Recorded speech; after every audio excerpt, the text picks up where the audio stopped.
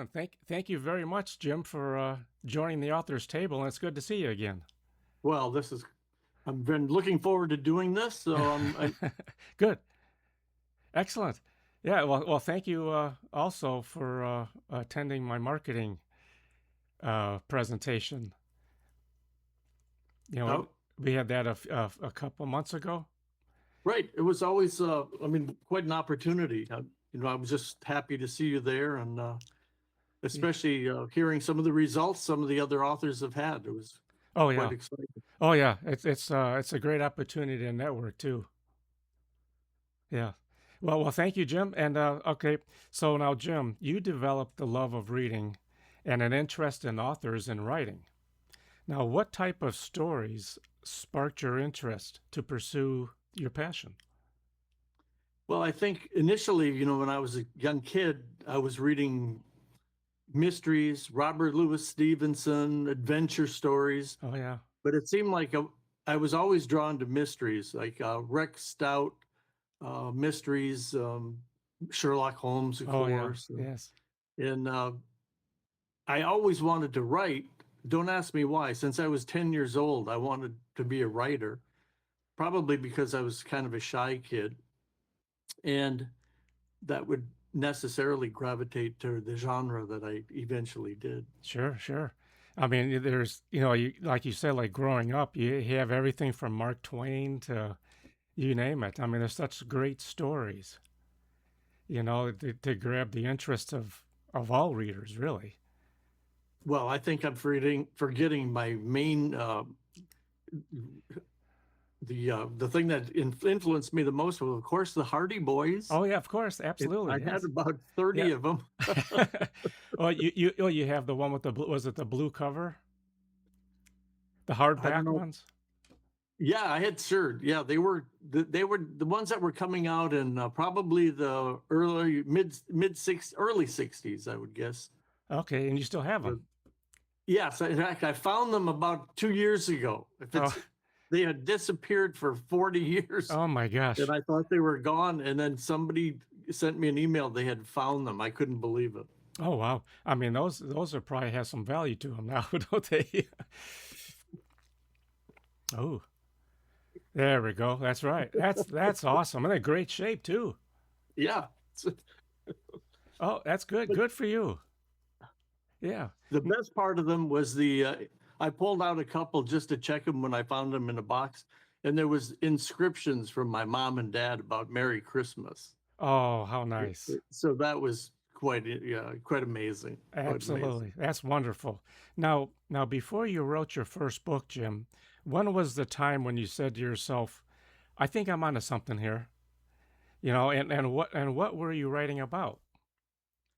Well, there was quite a bit of time when I didn't say that there was something here because I didn't realize at the time that there's two types of authors. You're either a pantser or a plotter. So you're either writing by the seat of your pants or you're a plotter. Okay. Well, unfortunately for me, for about 25 years, I was trying to write as a pantser and I couldn't do it. So I'd get to page 85 or 100. I don't think I ever got to 100, and everything would fall apart.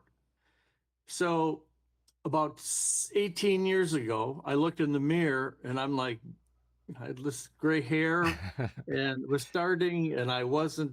I thought I better figure this out because I don't have 100 years to do this. Well, what I always did was I would buy books on writing, and I had a stack of them. So, of course, I bought another book on writing, and I bought a book called The Marshall Plan to Novel Writing by Evan Marshall. And all the other books said, oh, you should plot, but they never told you how to plot. Well, this book told me how to plot. So I figured it out and I plotted the next book, and I actually was able to finish it. So then, ever since then, uh, I've been writing a book a year, but thanks to figuring out how to plot. And there's not a lot of us. Most authors are not plotters, that's for sure. But Now, for those of us that are, we yes, need to. yes.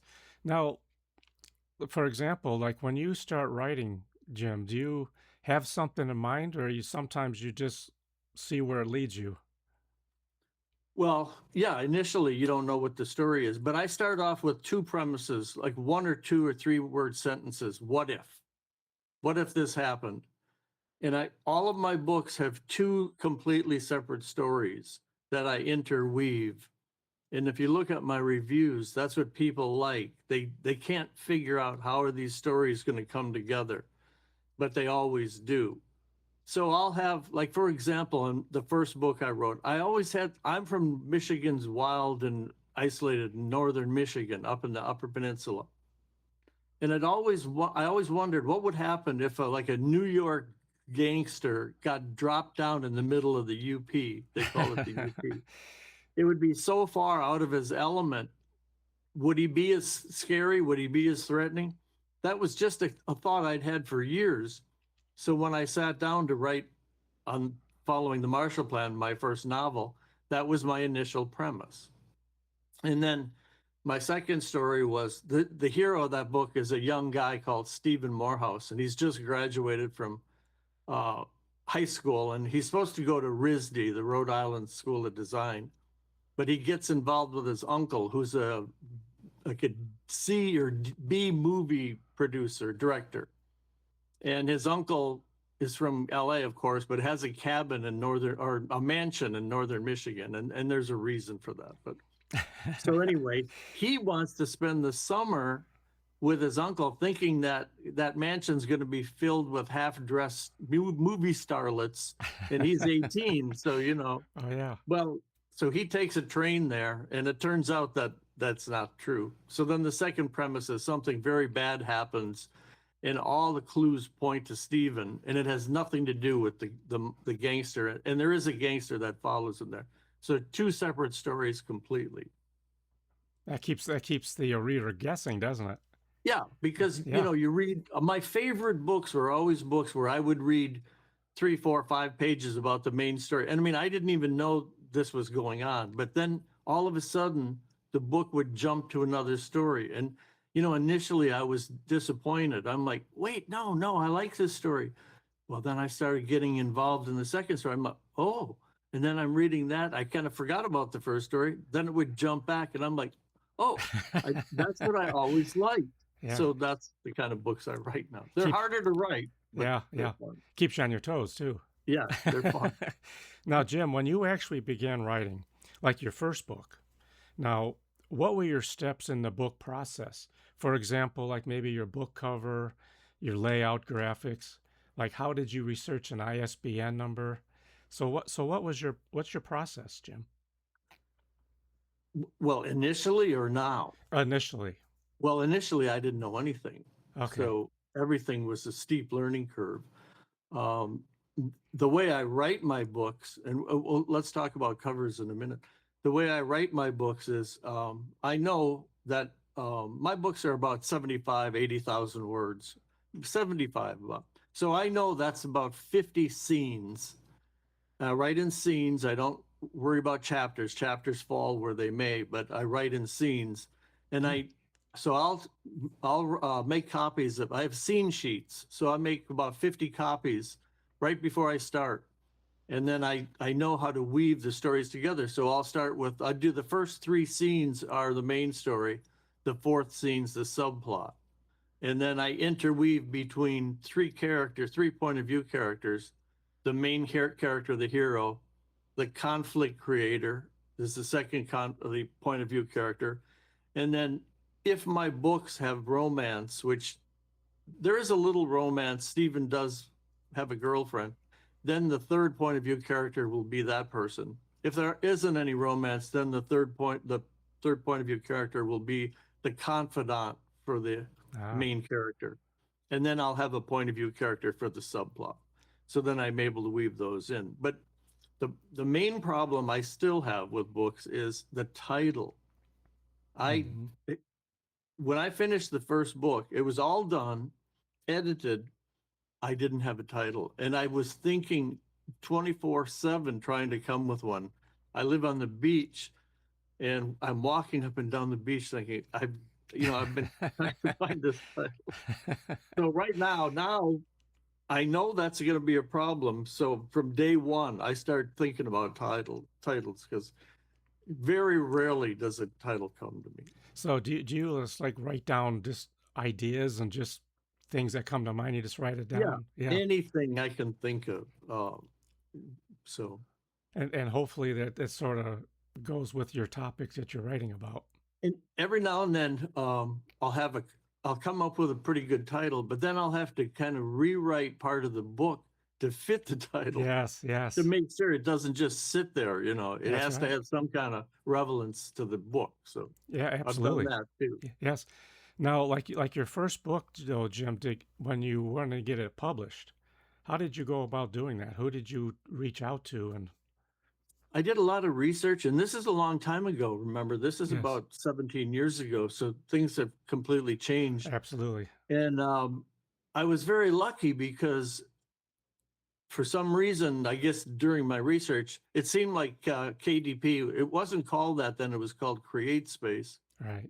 And it seemed like that was the place to go. There were a lot of other alternatives, quite a few being vanity presses, which I had no clue of what they were, but I'm lucky that I picked the KDP or KDP. the Create Space, and because several of my friends since then haven't been so fortunate, and they've got stuck with some Right. bad experiences. But Right.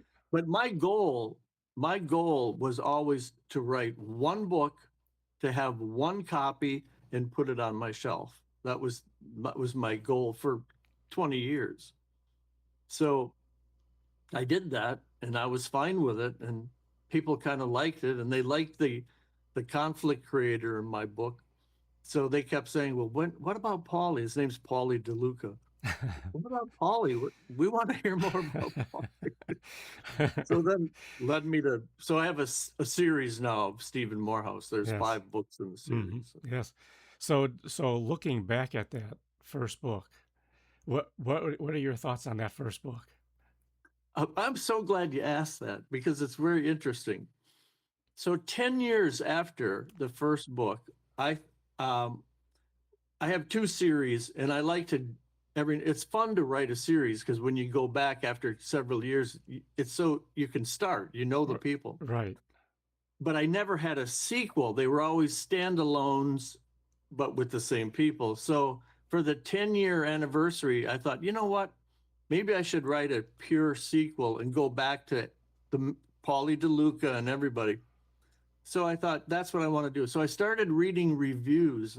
I don't really read reviews, and I have about 4.5 average, so they're pretty good Well, reviews. that's excellent, though, Jim. But I started reading reviews for the first book, and some of them were really good, and some of them were not the greatest. So I'm all getting my face is red, and I'm getting mad, but I start reading them closely, and I'm like, yeah, probably, maybe. So I looked at the book again, and it needed some work, let me tell you.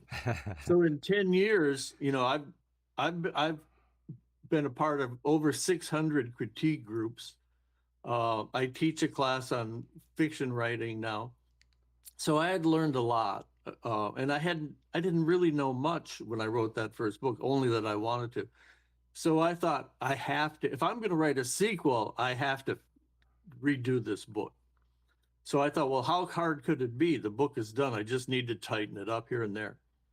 It took me 6 weeks of 5, 6, 7 hour days. Oh my gosh. I changed the goofy ending. I added a couple of subplots. I took out some of the things that first time writers always do, like exclamation points. And then he said, she said. I didn't know about dialogue tags or action tags. So I'm so glad I did that because it's fine. But it was my first book. That's It right. needed That's right. some work, Yeah. That's awesome experience, though, isn't it? Because Oh yeah, you figure too, there's so many people that don't even know how to begin it, writing a right. book. So just for you to even look back at your first one and say, yeah, I did it, but now I can actually change it and make it better. Well, thank goodness I've been teaching this class 3 times a year for about 10 years, on fiction writing in the local community.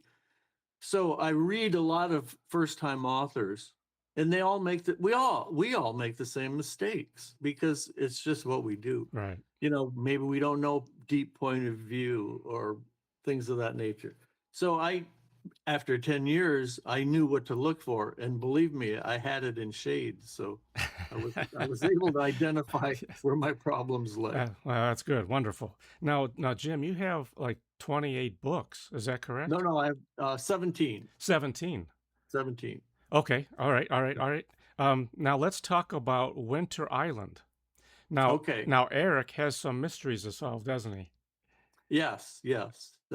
First of all, his wife has been murdered in Chicago. So he decides he wants to figure that out. That's the main plot. Like I said, there's two plots. And then for the second plot, most of the book takes place in a fictionalized town called Red Cedar Cove in northern Michigan.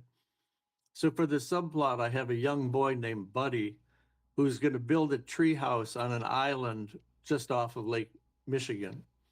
And he has a dog, a big German Shepherd. So he goes out there and he's working on the treehouse, and the dog's digging in the sand and it pulls up a bone, and it's a human femur. So that starts a whole lot of things Oh, going on. absolutely. Now the sequel to Winter Island is called The Ledge. Right, Now, that's right here. now will the Black Book help solve the mystery, Jim? The what? The Black Book? Oh, the Black Book. You must have read. Yes, the Black Book. It gives some clues into what's going on at the ledge. Yes, the That's infamous Black Book. that's Yes, correct. Yes. Yeah, I think that's probably one of the key pieces, isn't it? Yeah. definitely, Oh yeah. definitely. Now, Jim. Now, what can you tell us about the Maze at Four Chimneys? Well, the Maze of Four Chimneys. So, that's another book that takes place in Michigan's Upper Peninsula. Half of my books take place there, and half take place in Florida.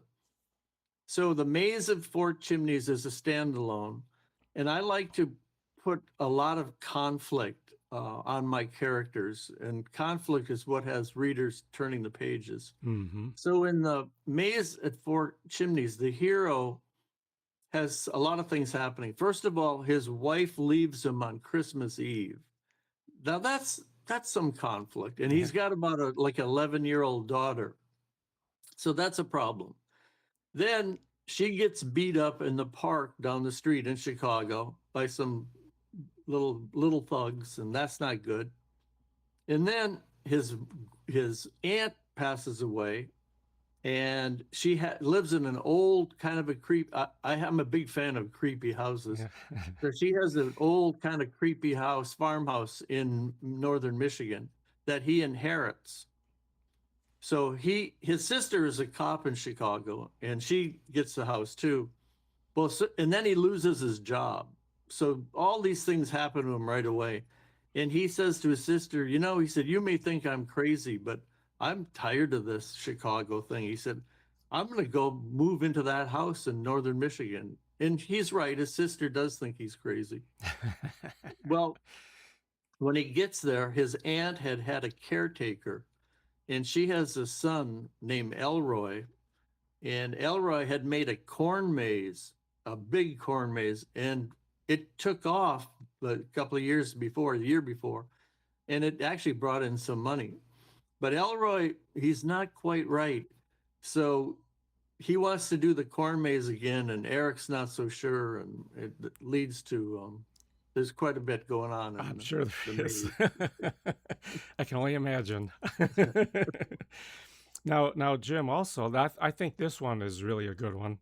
Now, it's very informative for any level of writing, and it's called 50 Tips for Writing Novels and Short Stories. And I think Right. that's a great book if, there are people, yeah. It's a little tiny pamphlet, and it's like one tip on each page, and it's just illustrated with a little bit of description. And the reason I made that is exactly because of the classes I teach. Because as we mentioned, beginning writers all seem to make the same mistakes. It's just about universal. So I thought, I see this and see this and see this in their writing. Why don't I put this together and just have a little handy thing that you can have at your desk and just flip through. You can cover it in 20 minutes, but it'll give you all of the things that we Hmm. as authors, the mistakes we make just about. So yeah, it was fun to do, and it's had a great reception. That's excellent, and I think it's wonderful for to help someone that just doesn't know how to begin. Right, You know, exactly. and I think I think those type of things are huge for well even for someone that's very experienced. It's just nice to even look at and say, yeah, this I could do this or I could use Sure. this. Yeah, It's a great yeah. they're little tips. I mean, you don't have to read 4 or 4 pages. It's just here's something we all do, and here's a way to not do it. That's So right. yeah, it Absolutely. was That's fun. yep. Now Brenda Jacobson becomes more involved than just joining a writing room, doesn't she? Now, in your book called "Dying to Win," so what happens to Brenda? Well, here's the deal with that. I had never written a book that takes place in Melbourne, Florida, where I live. And I thought that would be kind of fun because I eventually did write a couple of books that take place where I was born in Michigan. Hmm. So, but there's a story behind that book. So there's a writing organization here that I belong to for about 16 years, and they have an award every year for the member that writes the best novel that takes place in Florida. That's all the criteria you have to do. It has to take place in Florida. So, I never even considered it in the first 5 or 6 years. And then as I was getting a little more confident in my writing, and I thought, well, some of these books, half of these books, I could write. It had to be published within 2 years, I think. Mm. So when I'd have a book that met the criteria, I'd put it in. And at first, I didn't think it would win, but it didn't. But after a while, I wrote a book that I really thought was going to win called Fatal Assumption. It took place in Fort Lauderdale. It was quirky, and I really liked the book. And for some reason, I just thought this book is going to win. I didn't even have a doubt in my mind. Well, unfortunately for me, one of my best friends won the award that year. So I didn't. So I thought, okay, I know what I'm going to do now. I'm going to sit down and I'm going to write a book just to win that award. That's the only reason. So it's Competition. about a group of writers. They belong to a local writing group in this town. I didn't name that group, but it was that group. Everything was designed. Just when they read that book, they were going to go, oh my goodness. Well, unfortunately, it wasn't finished on time to submit. Mm. So I thought, well, what am I going to do? The only thing I had that would fit was the book the year before that didn't win. And I thought, well, that's kind of dumb. It didn't win before, but it's the only thing I had. Mm-hmm. So I put it in. And of course I did. I won the award that year for that book. So then I was stuck with this book, which was, it's the closest thing I've written to a cozy. And I kind of wanted it to be a cozy because cozy mysteries sell, but I just didn't have it in me. And it's pretty much a cozy. It's just in the end, there's a little more action, and the murder takes place right there. Where in a cozy, it has to be off sides, Okay. But that was fun. That's competition in there, Jim. Yeah, right, right. Now Jeremy Dawson. Now he has a big concern with his new neighbor. And, Oh, yes, and it's called "A Nightmare on Oak Street," a humorous vampire short story. I can't believe you know about that. Yes. That was so much fun to write. You have no idea. Yeah. Jeremy, a new neighbor moves. I don't want to tell the whole story, but a new neighbor moves in next to Jeremy. And it's a summer day, and he's on a porch looking and watching, and a moving truck comes in, and this guy gets out of his car with his beautiful wife, and Jeremy is shocked to find out that it's the guy that plays the horror monster that introduces the monster movies on Saturday night is living right next door to him. Well, on TV, the man plays a vampire. And, when you're about 11-year-old boy, he thinks he's a vampire. So and it goes on from there. Oh, how fun though. You know, Yeah, that's fun. It reminds me of like a Svengoolie. yeah, completely, Yes. completely. Yeah. Now, Jim, you have this is another 5 book private detective series. Now, this is the Archie Archibald Private Detective Series. Can you talk about Archie for a little bit, please? Yeah, I had written, I'm not quite sure how many books, maybe 5 or 7, I can't remember. And I thought, I don't have a private eye book. Yeah. And I'm not really, I like normal people that solve crimes. I don't do police procedural or things like that. But I thought, well, I could get away with this. So the first book I wrote was called The Black Orchid Mystery. And in the book, I lived in Fort Lauderdale for quite a long time, so I'm very familiar with the city.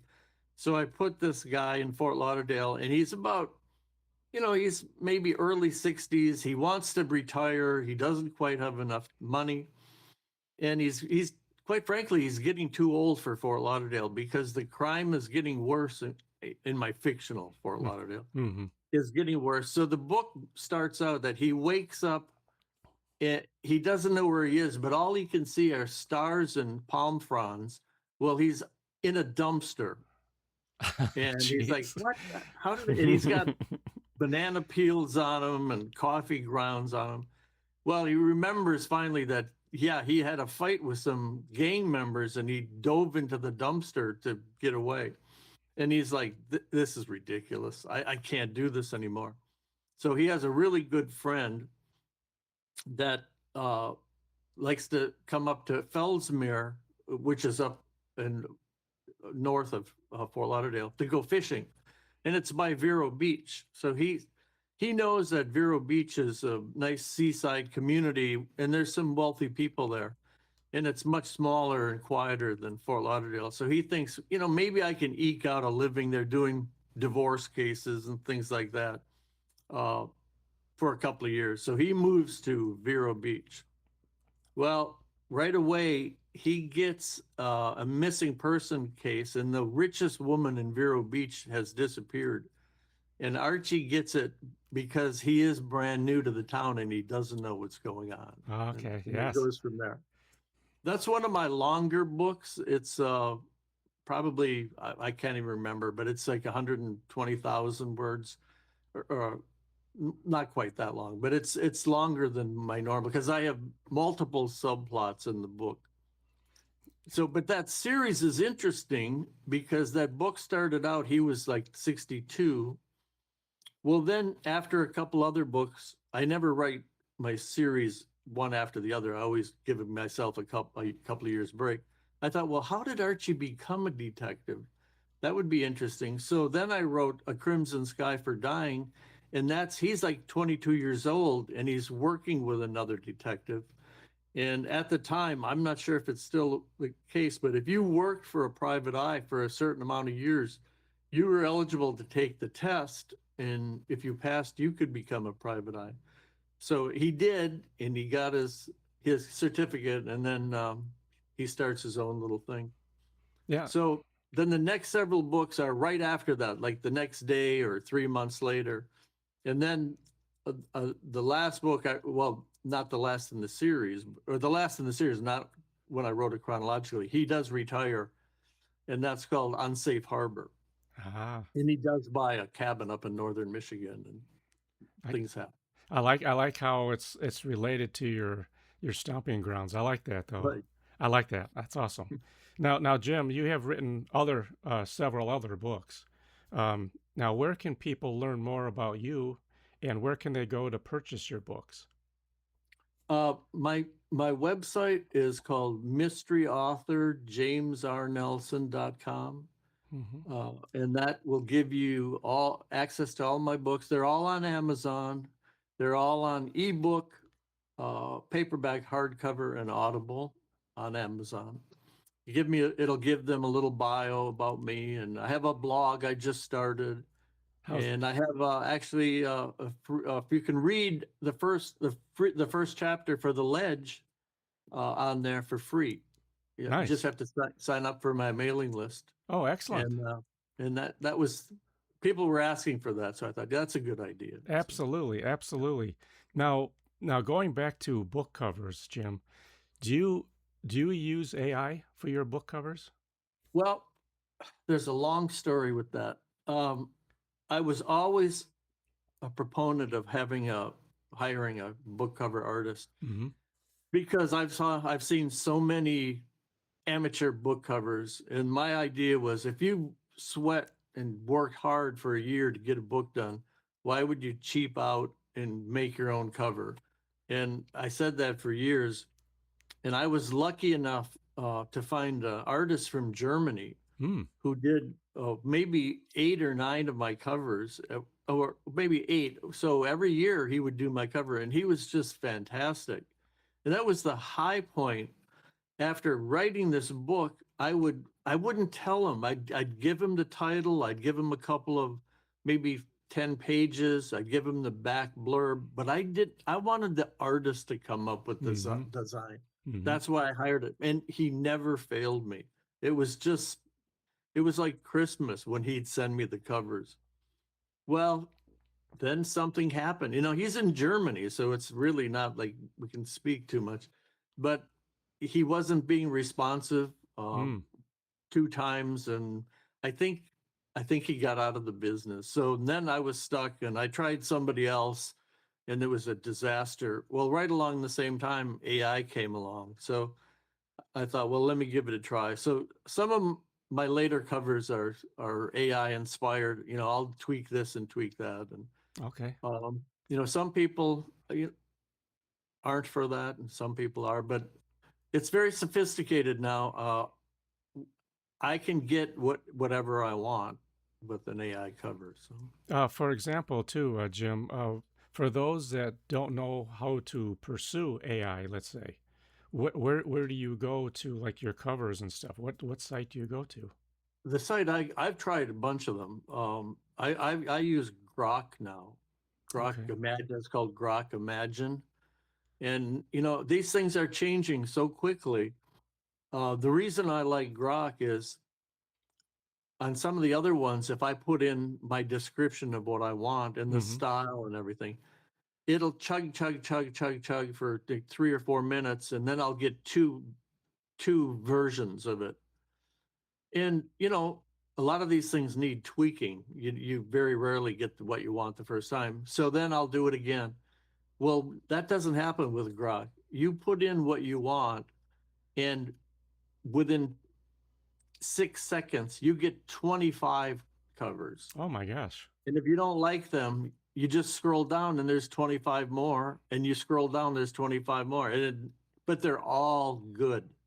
They're all good. Oh They're my all gosh. good. Now, is this So, a free service, Jim, or well, that's what I was going to say. okay. When I started using it, you got so many images for free, and it was quite a few. So I was doing that. Then just recently now, they've changed it, and that didn't work anymore. Mm-hmm. So there was a $10 a month or a $30 a month plan. So I was using this quite a bit, and I also make my own book trailers. So I have lots of book trailers, and I use Grok for that too. So the $10 a month plan wasn't cutting it for me. I'm a heavy user. Yeah. So I'm on the $30 a month plan, but it's it's a good Okay. AI program for what I'm doing. Okay, very good. Now, my next question then to you is like, what can you tell, what can you say to someone that wants to be an author, but they don't know how to begin and where to start? The best thing they can do is to find a local critique group in a library. They're everywhere, Mm-hmm. and join that. But you need to get the right one, and because first of all, you need a group that's welcoming, and that some of these groups, you've got authors that have been writing for several years, and they don't really want to spend the time on a beginning author. Right, And right. that's not good, because a beginning author should be encouraged and Exactly. helped. And don't get me wrong, most of these groups are like that. But my point is, if you find a group and it's not to your liking, then look for another one. I mean, That's yeah. I think you can sit by yourself and write, but how do you know? Like my first book, how did I know? That's I right. wasn't in the critique group at the time. So I've learned so much from that. I mean, why have I gone to over 600 of these? I go every 2 weeks. I've been in this one group for 14 years. We meet every 2 weeks. I meet another one locally every once a month, and I've been doing that for 15 years. Hmm. It's because I still get something out of it. That's right. When I bring 5 pages, and 3 of the 7 people or 3 of the 5 people say, I don't, this paragraph on page 2, I'm a little confused. Well, I know there's a problem, right? If 3 out of 5 people are That's right. confused, That's it's right. not a problem to me because it made sense to me. But if I've got 3 people saying, what? Right. And that's what a critique group does. And then when, Yeah. like, deep point of view was very hard for me. I bought the best book, I think, on it. It's called Riveting Your Readers with Deep Point of View, and it's by Jill Nelson, no relation. It's a little tiny book. I could read it in 20 minutes, but to get it down, it took me 3 years. And the only reason I did is there was a woman in my critique group that knew it and understood it. And every time I made a deep point of view mistake, she clobbered me. It just mercilessly Yeah. hit me with it. And that's what I needed. That's and right. now I know I don't make deep point of view mistakes anymore. That's the thing about when someone critiques you, they have to realize too, well, you didn't start out as a pro either. Right, exactly. Exactly. So we're all here to help each other and encourage, right. And guide, Right. I mean, because you never know, the person that you're telling this or asking for the advice, they may become a bestseller. Of course. And even if they don't, I mean, we're just having the time of our lives. That's right. I'm making up worlds, populating them with characters, and I'm having so much fun. And Brad, what you're doing, it's just, you can't even be stressed enough. There's a lot of books out there now. There's a lot of people writing. And how do you get your book noticed? That's, as authors, many of us, I think a lot of people that pick writing as a hobby or in a career, we like to sit in a room by ourselves. Right. I mean, that's why we do this, right? That's right. So when we have to put on the marketing hat, it's like, oh no, it's really not, I don't know how to do it. I don't know what to do it. But the service you provide is like, hey, here's an outlook. Maybe someone will look at this and discover your book. So thank you for that. Well, of course, you're very welcome. And thank you for that. I think that's why I started this, is to help encourage other authors. And plus, it's to network. When other authors are watching this, they think, maybe I can reach out to him and he can give me advice. Sure. It's just a cycle that we all can learn from. And that happens to me all the time. It just happened last week. My best friend's wife's sister knew a guy that had just written a book, didn't know what to do with it. She said, would you talk to him? I'm like, I'd be happy to talk to him. Yeah. So we've talked. I said, hey, how about, and he really didn't have a beta reader or anybody to look at it. I said, send me 10 pages. I'd be happy to look at it. Nice. And the guy can write. It's fun. It was fun to read. So we're going to get back and, excellent. That's what we do here. That's right. That's what we're all about, Jim. That's right. Now, Jim, when is your next event? Well, my next event, it's not really planned yet. It's going to be a book launch for The Ledge, but I'm waiting for the fall because, where we live here, it's, Right. I'm kind of waiting for the snowbirds to come back. There you go. And it's just too hot to do an event right now. Absolutely. So I'm planning, I'm working on it now. I've got several places in mind, but I haven't definitively picked one. But it would be probably in October, a book launch for The Ledge. That's probably a real good time too. You got the holidays. Right. Right. So, and I think that's probably a big connection right there, is during the holidays. Or for Santa, and the stocking and all that, so exactly. That's right. Exactly. So what's better than an autographed book, right? There you go. Novel. Yeah. That's right. Awesome. Well, Jim, this has been fantastic, and it's great to see you again, and just keep up the great work. I appreciate it, and thank you for the opportunity. Of course, and I'm sure I'll see you again at one of the Hope events. to. Yes, and when you get some more books, let's get connected again, and we'll get you on. All right. Sounds like a plan. All right, Jim. You have a Thanks, Brad. fantastic, of course. You have a great day, Jim. You too. Okay. Thank you so much. You're welcome. Bye bye. Yeah. Bye.